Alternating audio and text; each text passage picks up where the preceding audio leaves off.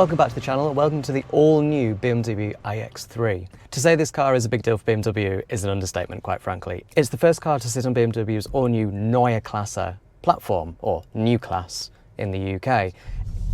Right, so this car is fully charged to 100% and it's indicating 483 miles of range. This is the base model for now anyway, the base trim, because I was a bit late this morning and everyone else got the keys to the better cars before me. But actually this is going to be interesting because all too often when us lucky journalists drive press cars, we get the ones with all the toys, all the kit, all the power too.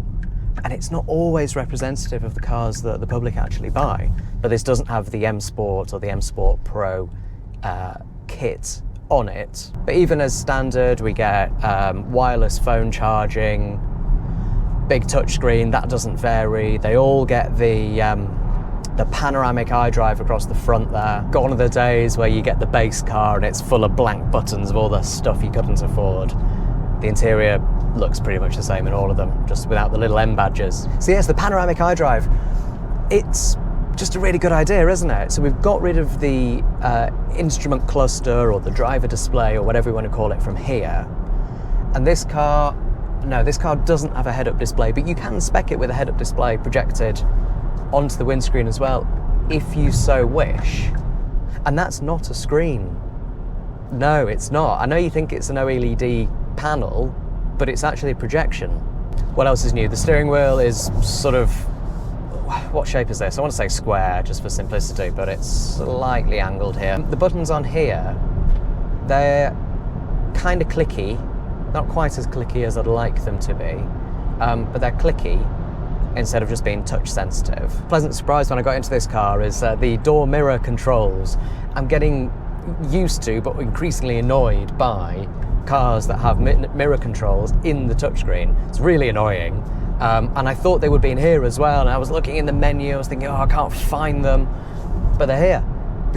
They're on the door, and they're physical, they're buttons. They're a bit flat, and they're perhaps not the easiest ones to use without looking, but they are there. Well done, BMW. Also new in here is the touchscreen, which is this sort of sloping rectangle shape. I'm sure there's a better word for it than that.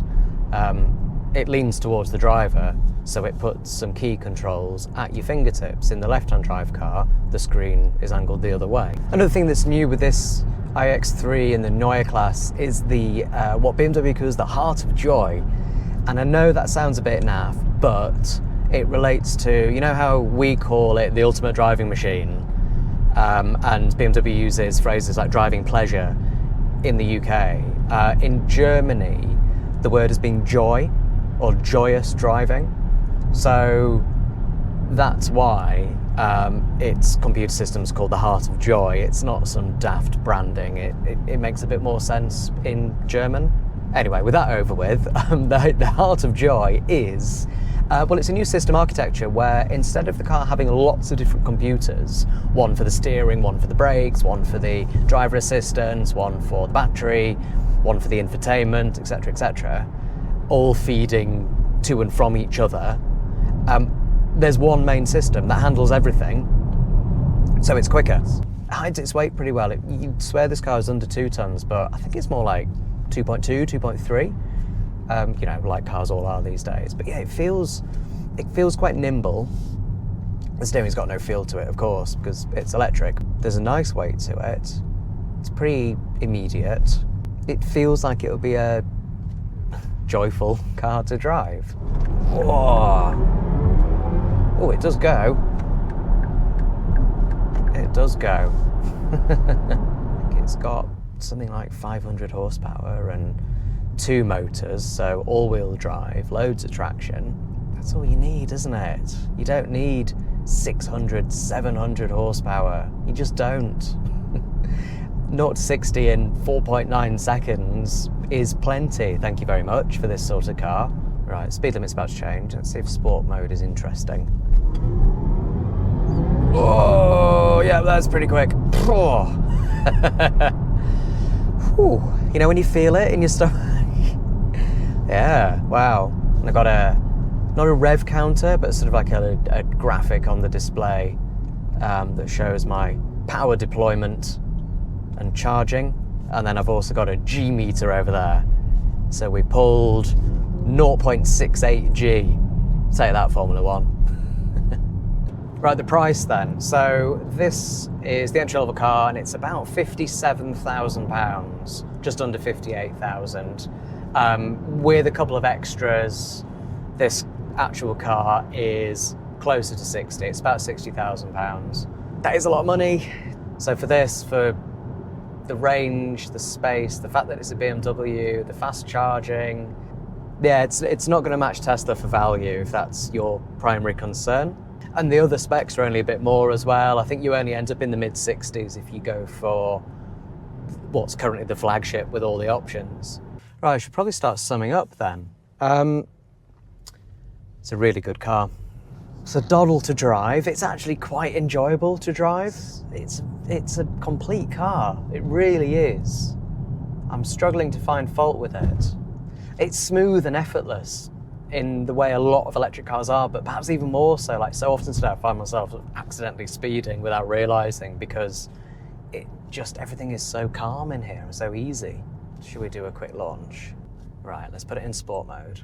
I know I'm going downhill, so that's kind of cheating a little bit. 3, 2, 1. Whoa! Bloody hell! Oh, lots of torque. Oh, bit of noise as well. I quite like that. Good fun when you want it to be. It's not a sports car, of course it's not, but yeah, it's plenty quick enough. Blimey, I can still feel that in my stomach.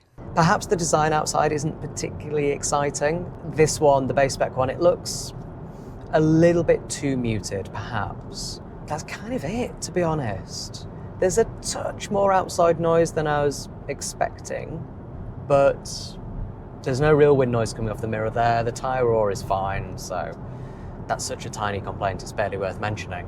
It feels kind of sporty to drive in a way. Not like a sports car, of course, not like an M car, but there's a little bit of enjoyment to it. There's a bit of fun to be had. I've only had a few hours in this car, so it's a bit of a smash and grab, but it's really very good. I had a good feeling about this car because it was a fresh start from BMW. It's the first of the new class that they've been talking about for years now. And yeah, it's a home run. The automatic regen, it just works really nicely. Once you got the hang of it and once you know sort of what to expect from it in different situations, it's brilliant. And then when you're going downhill, it stays at the right speed. When you're following something and they slow down, it slows down and it regens, or when you're approaching a junction or a roundabout, it regens well. It's brilliant. Do you know what's just occurred to me? This is a brand new car that I haven't got annoyed at. It hasn't beeped and bonged. The steering wheel hasn't pulled me into oncoming traffic. It hasn't told me off for not looking at the road. The lane keep assist thing, it hasn't bothered me at all. I haven't even felt it. Maybe once I think I felt it. Otherwise, nothing. These things can be calibrated properly. BMW is proof of that. I wish everyone else would do the same because it's just one of the things that puts me off new cars and puts a lot of people off buying new cars is the beeps and bongs and the interference, the faff. This is how cars should be. And I didn't notice it at first, but I'm just finishing my drive now and thought it hasn't annoyed me yet. So well done, BMW, well done. There we go, that's the end of the day. So we're at 76%, 402 miles still remaining. I don't think I've ever finished a drive and had quite so much charge left. It's absolutely incredible. Haven't been that far, admittedly, but still very impressive. Oh, it's now saying if it was charged to 100%, it would have 524 miles. So better than they claim, thanks to my very sensible driving. What a good car. Thank you very much for watching. I hope you enjoyed that video. If you liked it, please do click like and subscribe, and I'll see you on another video very soon.